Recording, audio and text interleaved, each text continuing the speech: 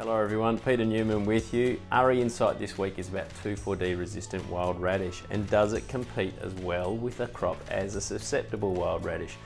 AHRI researcher Danica Goggin has done a lot of research on 2,4-D resistance in wild radish over a number of years, and she noticed that the resistant radish was a little bit smaller, a little bit less vigorous, set a bit less seed than normal susceptible radish when grown on its own.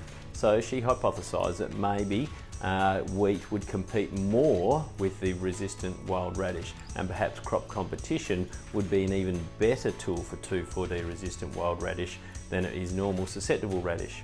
So she grew some wild radish in pots on their own compared to wild radish in pots with wheat around it, and she found, unfortunately, that 2,4-D resistant radish suffered just the same as susceptible radish. So while crop competition is still a great tool, crop competition from wheat more than halved the wild radish seed set, and it more than halved the biomass of the wild radish.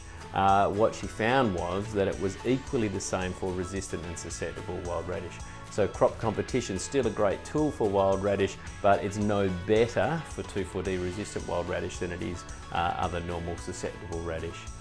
You'll notice I'm wearing a GROW shirt that stands for Get Rid of Weeds, a team of researchers visiting from the US and the UK this week. I spent a couple of days in the field with them. Big shout out to you all. Hope you've had a great trip to Australia. For everyone else listening in, they're touring around, they're having a look at weeds research in Australia, and particularly looking at harvest weed seed control and what they can take home to America. So a lot of what's happening here in Australia with farmers pioneering and researchers pioneering harvest weed seed control, they are taking some of that back to the US, and so we're hoping to see that spread further around the world.